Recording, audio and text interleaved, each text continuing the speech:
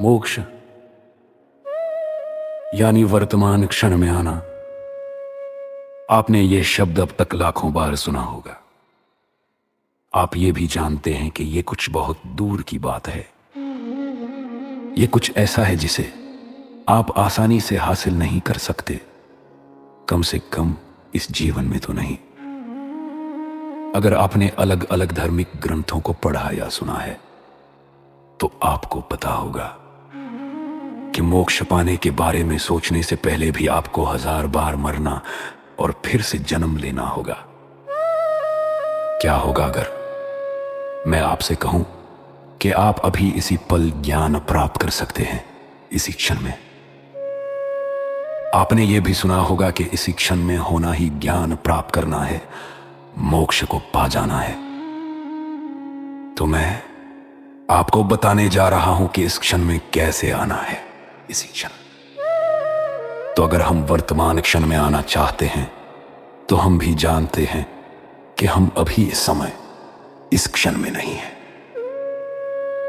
हम वर्तमान क्षण में नहीं हैं, इसका एक कारण यह है कि हम अपने सारे व्यवहार व्यावहारिक ज्ञान के क्षेत्र में रहकर कर रहे होते हैं हर समय।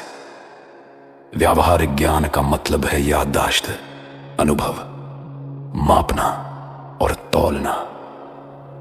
याददाश्त का इस्तेमाल हम अपनी पहचान, अपने दोस्तों और दुश्मनों को उनके पिछले व्यवहार से पहचानने और इस दुनिया की हर चीज को पहचानने के लिए करते हैं। हम याददाश्त को छोड़ नहीं सकते।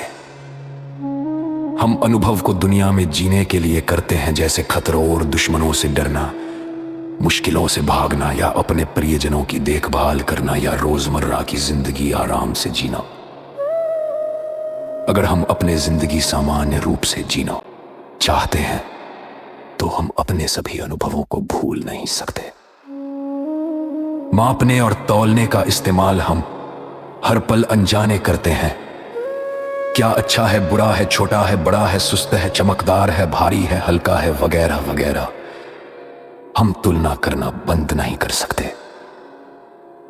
जब तक हम व्यावहारिक ज्ञान के क्षेत्र में मौजूद रहकर काम कर रहे हैं, हम वर्तमान क्षण में नहीं हो सकते, क्योंकि इन सब के लिए या तो अतीत की यादों और अनुभवों की आवश्यकता होती है या भविष्य में हमारी यादों और अनुभवों को इस्तेमाल करके आगे का अनुमान लगाने की। जैसे अगर मैं ऐसा करता रहूंगा तो मुझे यह फायदा मिलेगा या यह समस्या होगी वगैरह।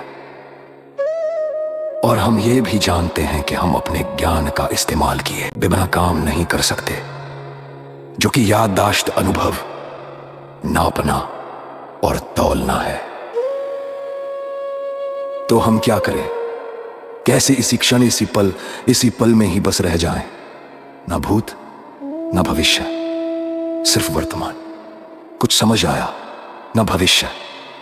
अगर आप इसी पल आप खुद से कहते हैं कि आपको कुछ नहीं चाहिए, कि आप इस पल कुछ भी उम्मीद नहीं कर रहे हैं, तो भविष्य भी इसी वक्त खत्म हो जाता है। ना भूत, यानी अगर आप इसी पल तुलना करना बंद कर देते हैं, आप कहते हैं कि आप अभी किसी भी चीज का मूल्यांकन नहीं करना चाहते हैं। कौन अच्छा, कौन बुरा, क्या ठीक, क्या बेकार, मुझे कुछ नहीं जाना है, समझना है। इस पल तुलना करना बंद करने से पूरा अतीत इसी पल खत्म हो जाता है। वो अतीत जिसमें आपकी यादें, अनुभव और सब कुछ शामिल है। अतीत खत्म, भविष्य खत्म, आप अभी इसी पल में हैं। मगर ये बात आप जानते नहीं हैं। जब तक ये रहे इसका आनंद लें। जैसे ही आप जान लेंगे कि आप अभी वर्तमान में हैं, आप इससे बाहर आ जाएंगे। क्योंकि जानना यानी व्यावहारिक ज्ञान वही सब कुछ याददाश्त, अनुभव, मापना और तौलना।